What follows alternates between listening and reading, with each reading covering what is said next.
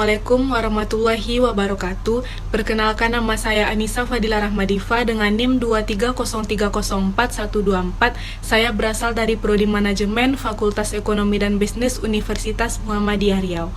Di sini saya akan menyampaikan materi pembelajaran pertemuan 9 sampai 15 mata kuliah pengantar bisnis guna untuk melengkapi tugas akhir ujian akhir semester.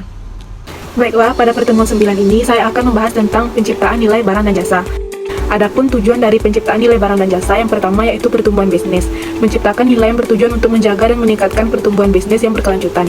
Yang kedua, kepuasan pelanggan. Melalui penciptaan nilai, tujuan utama adalah memenuhi kebutuhan dan keinginan pelanggan dengan memberikan solusi yang bernilai. Yang ketiga, keunggulan kompetitif, yaitu menyediakan nilai yang unik dan melebihi harapan pesaing untuk mencapai keunggulan dalam pasar.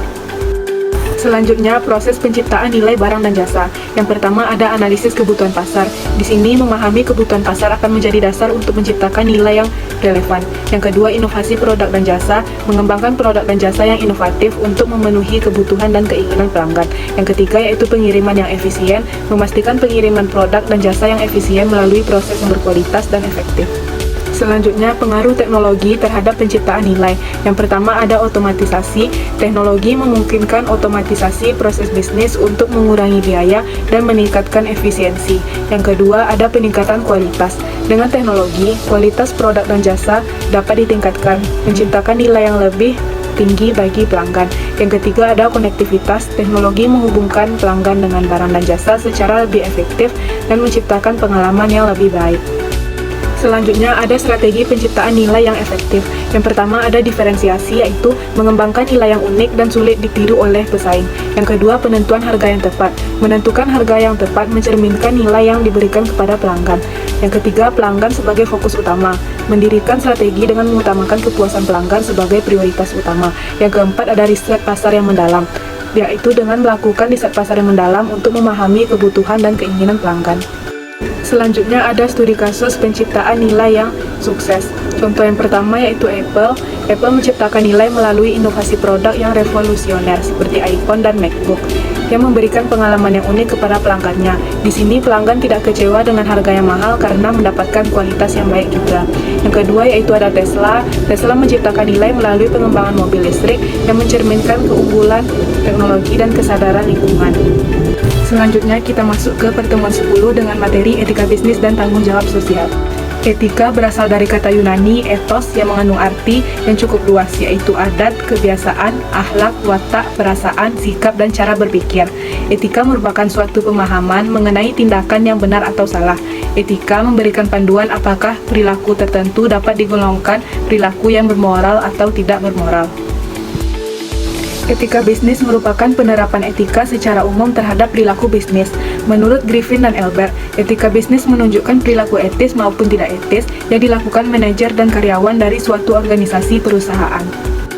Menurut Stephen R. Covey, kata responsibility terdiri dari dua kata, yaitu respon atau tanggapan dan ability atau kemampuan. Jadi, pada dasarnya, tanggung jawab menunjukkan kemampuan yang harus dimiliki seseorang atau sebuah organisasi untuk memberikan tanggapan terhadap berbagai hal yang diminta tanggapannya oleh pihak lain. Selanjutnya, jenis-jenis tanggung jawab perusahaan. Yang pertama, tanggung jawab ekonomi. Adapun yang termasuk dari tanggung jawab ekonomi, yang pertama tujuan perusahaan untuk mendapatkan laba. Yang kedua, memiliki tanggung jawab kepada pemegang saham dalam bentuk pengelolaan perusahaan. Yang ketiga, tanggung jawab kepada kreditor untuk dapat membayar pinjaman. Tanggung jawab hukum seperti mematuhi peraturan perundang-undangan yang berlaku. Tanggung jawab sosial seperti perusahaan adalah komitmen untuk meningkatkan kesejahteraan masyarakat melalui praktek bisnis yang bijaksana. Adapun Undang-Undang Nomor 40 Tahun 2007 tentang Perseroan Terbatas. Pasal 74 ayat 1 Undang-Undang PT berbunyi, perseroan yang menjalankan kegiatan usahanya di bidang dan atau berkaitan dengan sumber daya alam wajib melaksanakan tanggung jawab sosial dan lingkungan. Bila ketentuan ini tidak dijalankan, maka ada sanksi yang akan dijatuhkan sesuai dengan peraturan perundang-undangan. Selanjutnya kita masuk ke materi manajemen perusahaan. Selanjutnya kita masuk ke fungsi-fungsi manajemen. Yang pertama yaitu planning atau perencanaan, merupakan proses mengembangkan tujuan perusahaan serta memilih serangkaian tindakan atau strategi untuk mencapai tujuan tersebut. Yang kedua yaitu organizing. adalah proses memperoleh dan mengatur sumber daya perusahaan, baik manusia, modal, dan teknologi, untuk dapat secara baik menjalankan rencana yang sudah dibuat dan mencapai tujuan organisasi. Yang ketiga yaitu leading atau directing, merupakan fungsi manajemen yang bertujuan untuk memberikan panduan kepada karyawan sehingga kegiatan organisasi akan berjalan sesuai dengan yang diizinkan organisasi. Yang keempat ada controlling, yaitu bentuk pengawasan dari kontrol dari manajemen terhadap kegiatan organisasi apakah sudah sesuai dengan rencana yang ditetapkan dan sesuai dengan arah organisasi. Selanjutnya kita masuk ke peranan manajerial. Peranan manajerial yang pertama yaitu interpersonal, merupakan manajer harus melakukan interaksi dengan karyawan dan orang-orang di sekitarnya, dan hal inilah muncul peran yang bersifat interpersonal. Yang kedua yaitu peran informasi. Manajer berperan dalam memperoleh dan menyebarkan informasi yang berkaitan dengan perusahaan atau organisasi. Yang ketiga yaitu peran mengambil keputusan. Sebagai pimpinan atau manajer harus dapat mengambil keputusan yang tepat. Terakhir ada keterampilan atau keahlian manajerial. Yang pertama yaitu keterampilan teknis, berhubungan dengan pengetahuan manajer yang berkaitan dengan suatu bidang pekerjaan atau ilmu. Contohnya, manajer keuangan perlu memahami tentang sistem keuangan. Yang kedua yaitu keterampilan interpersonal, merupakan kemampuan yang dimiliki oleh manajer untuk dapat bekerja dengan baik bersama orang lain sebagai perorangan atau kelompok. Yang ketiga keterampilan konseptual, yaitu kemampuan yang harus dimiliki manajer untuk dapat menjabarkan situasi lingkungan organisasi. Selanjutnya kita masuk ke pertemuan 13 dengan materi fungsi pengorganisasian. Fungsi, desain, dan struktur organisasional. Yang pertama yaitu fungsi organisasional, fungsi yang dijalankan oleh para manajer perusahaan untuk membagi pekerjaan kepada para pelaksana tugas serta mengembangkan struktur hubungan antara pelaksana tugas yang satu dengan pelaksana tugas yang lainnya. Yang kedua, ada desain organisasional, yaitu pemilihan suatu struktur organisasi yang paling sesuai dengan tujuan strategi, sumber daya organisasi, dan juga tugas yang dimiliki sebuah perusahaan. Yang ketiga ada struktur organisasi, menunjukkan bagaimana aktivitas yang terdapat di dalam organisasi dibagi, dikelompokkan, dan dikoordinasikan hubungannya, baik hubungan antara manajer dengan karyawan, manajer dengan manajer, dan karyawan dengan karyawan. Selanjutnya kita masuk ke proses pengorganisasian. Yang pertama ada pembagian kerja. Tahap pertama ini, pengorganisasian membagi seluruh beban kerja menjadi tugas individu secara logis dapat dikerjakan maupun bersama kelompok. Yang kedua, departementalisasi, yaitu mengelompokkan tugas dan juga sumber daya manusia yang memiliki kesamaan maupun tugas ke dalam suatu kelompok. Yang ketiga yaitu pengembangan hierarki organisasi, merupakan mengatur pertanggungjawaban masing-masing jenjang manajemen yang terlibat di dalam organisasi. Yang keempat ada pengisian jabatan, yaitu melakukan pengisian jabatan yang ada dengan sumber daya manusia yang sesuai dengan persyaratan jabatan. Yang terakhir ada pengkoordinasian, yaitu mencakup berbagai aktivitas untuk memandukan berbagai tugas yang berada pada masing-masing departemen agar keseluruhan kegiatan yang dilakukan terintegrasi dan mengarah pada pencapaian tujuan perusahaan. Adapun faktor yang mempengaruhi struktur organisasi yang pertama yaitu lingkungan organisasi. Semakin cepat perubahan yang terjadi di lingkungan perusahaan, maka semakin besar ketidakpastian yang akan terjadi sehingga hal tersebut akan menyebabkan para manajer menghadapi masalah yang lebih besar untuk memperoleh sumber daya organisasi yang langka. Yang kedua ada strategi, yaitu manajer sudah melakukan pemilihan strategi, maka untuk dapat mengimplementasikan strategi tersebut, maka harus ada struktur organisasi yang menunjang implementasi strategi. Yang ketiga ada teknologi. Semakin tinggi tingkat penggunaan teknologi, maka semakin tinggi dibutuhkan struktur organisasi yang fleksibel untuk meningkatkan kemampuan manajer untuk memberikan respon terhadap situasi yang tidak diperkenankan. Yang terakhir ada sumber daya manusia. Semakin tinggi tenaga kerja dalam suatu organisasi, dan semakin tinggi diperlukan kerjasama di antara mereka dalam suatu kelompok atau tim. Selanjutnya kita masuk ke pertemuan 14 dengan kepemimpinan atau leadership, merupakan suatu proses yang dilakukan manajer perusahaan untuk mengarahkan dan mempengaruhi para bawahannya dalam kegiatan yang berhubungan dengan tugas agar para bawahan mau mengarahkan kemampuannya, baik secara individu ataupun dalam tim untuk mencapai tujuan yang telah ditetapkan perusahaan. Selanjutnya ada penggunaan kekuasaan atau power. Kekuasaan atau power adalah kemampuan yang dimiliki seseorang untuk menguasai sumber daya agar suatu pekerjaan dapat dilaksanakan. Kekuasaan dapat berkonotasi positif maupun negatif. Selanjutnya ada sumber-sumber kekuasaan, terbagi menjadi 3. Yang pertama ada reward power, yaitu kekuasaan yang muncul sebagai akibat dari seseorang yang posisinya memungkinkan dirinya untuk memberikan penghargaan terhadap orang yang berada di bawahnya. Yang kedua yaitu coercive power, kekuasaan untuk memberikan hukuman adalah kebalikan atau sisi negatif dari reward power. Yang ketiga ada legitimate power, yaitu kekuasaan yang sah adalah kekuasaan yang muncul sebagai akibat dari suatu legitimasi tertentu. Misalnya seseorang yang diangkat menjadi pemimpin, secara otomatis dia memiliki semacam kekuasaan yang sah. Faktor yang mendasari adanya kekuasaan yang pertama yaitu expert power. Kekuasaan yang berdasarkan keahlian atau kepakaran adalah kekuasaan yang muncul sebagai akibat dari kepakaran atau keahlian yang dimiliki oleh seseorang. Yang kedua ada referent power, yaitu kekuasaan yang muncul akibat adanya karakteristik yang diharapkan oleh seseorang atau sekelompok orang terhadap seseorang yang memiliki pengaruh terhadap sekelompok orang tersebut. Selanjutnya, unsur-unsur yang membentuk motivasi ada 3. Yang pertama, upaya. Upaya menunjukkan ukuran dari intensitas dari dorongan yang dimiliki seseorang. Dalam hal ini, orang yang termotivasi akan menunjukkan upaya yang lebih besar untuk mencapai sesuatu. Yang kedua, ada tujuan organisasional.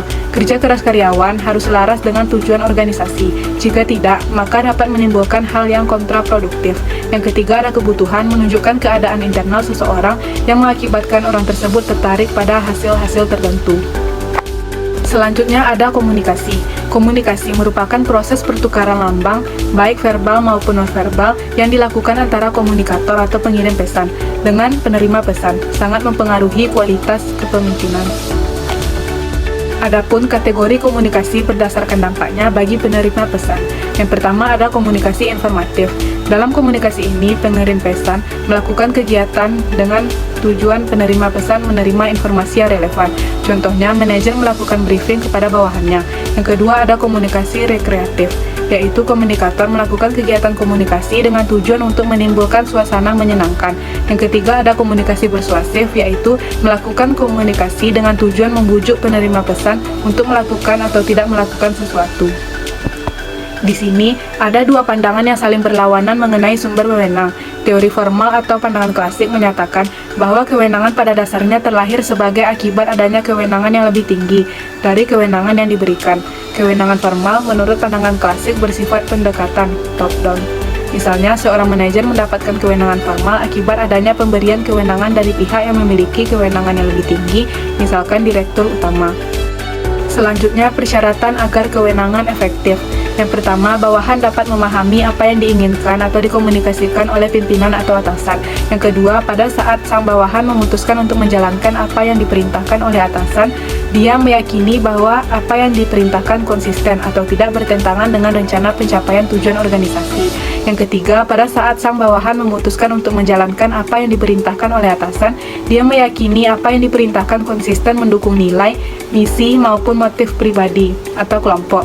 Yang terakhir, sang bawahan mampu secara mental maupun fisik menjalankan apa yang diperintahkan oleh atasan. Selanjutnya ada jenis kewenangan. Yang pertama yaitu kewenangan lini, mereka yang dalam organisasi bertanggung jawab terhadap berbagai kegiatan dalam rangka pencapaian tujuan organisasi. Yang kedua ada kewenangan staf, yaitu mereka yang ditunjuk oleh organisasi untuk membantu bagian dalam sebuah organisasi yang memiliki kewenangan ini. Yang ketiga ada kewenangan fungsional, yaitu mereka yang berada dalam bagian tertentu di organisasi memiliki kewenangan lini dan staf, namun dikarenakan tugasnya diberi kewenangan untuk melakukan kontrol dengan bagian lainnya. Sebagai contoh bagian keuangan sekalipun hanya bertanggung jawab di bagian pencatatan transaksi, namun juga memiliki kewenangan untuk melakukan pengawasan dan pengontrolan terhadap bagian lainnya yang terkait dengan tugas di bagian keuangan. Selanjutnya, tindakan agar wewenang agar efektif. Yang pertama, penentuan hal-hal yang dapat didelegasikan. Yang kedua, penentuan orang-orang yang layak untuk menerima delegasi. Yang ketiga, penyediaan sumber daya yang dibutuhkan. Yang keempat, pelimpahan tugas yang akan diberikan. Yang kelima, intervensi pada saat yang diperlukan. Terakhir, ada sentralisasi dan desentralisasi. Sentralisasi merujuk kepada cara pengorganisasian di mana keseluruhan tugas, tanggung jawab, dan perintah dipusatkan dari hierarki yang paling tinggi, kemudian hierarki bawahannya menerjemahkan dalam bentuk tindak lanjut dari apa yang telah diputuskan hierarki yang tertinggi. Kalau desentralisasi merupakan pelimpahan kewenangan dari hierarki yang lebih tinggi kepada hierarki yang lebih rendah dalam hal pengambilan keputusan dan penentuan dengan cara bagaimana kegiatan akan dijalankan.